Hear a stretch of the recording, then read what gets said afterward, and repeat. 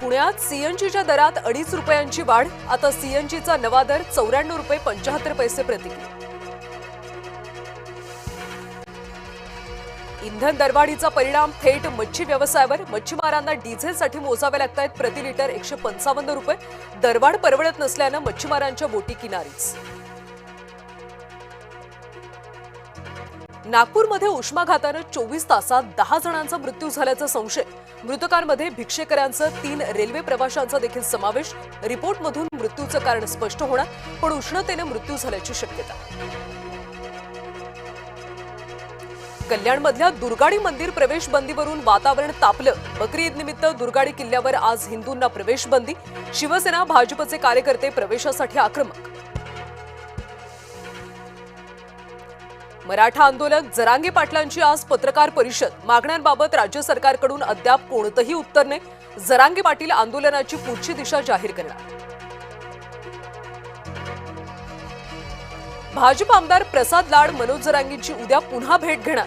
मनोज जरांगेंच्या मागण्यांबाबत चर्चा करणार. बीड जिल्ह्यात आरोग्य विभागाचा संतापजनक कारभार.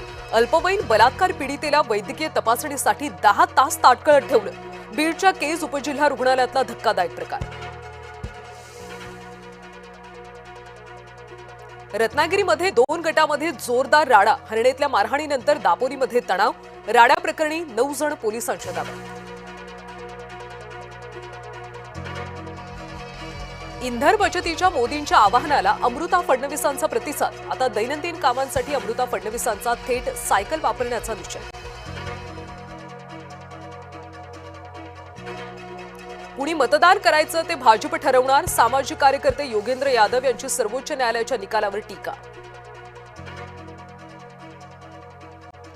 कर्नाटकमध्ये मोठा राजकीय भूकंप होण्याची शक्यता. सिद्धरामय्या DK शिवकुमारांकडे सूत्र सोपवू शकतात.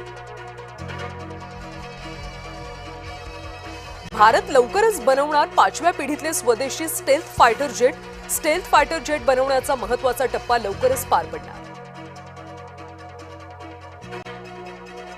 अमेरिकेचा इराणला मोठा धक्का. कराराच्या मसुद्याबाबतचा तो दावा फेटाळला. होर्मुझच्या नाकेबंदीबद्दलही केला खुलासा. युवा वैभवच्या धुवाधार फलंदाजीपुढे हैदराबादचा पालापाचोळा. हैदराबादला हरवत राजस्थानची क्वालिफायर 2 मध्ये धडक. उद्या न्यू चंदीगडमध्ये राजस्थान गुजरात भिडणार. क्वालिफायर 2 जिंकणारा संघ अंतिम सामन्यात बंगळुरूशी देणार टक्कर. आज मुंबईसह देशभरात बकरी ईद निमित्त नमाज. मुंबईसह देशभरात पोलिसांचा तगडा बंदोबस्त.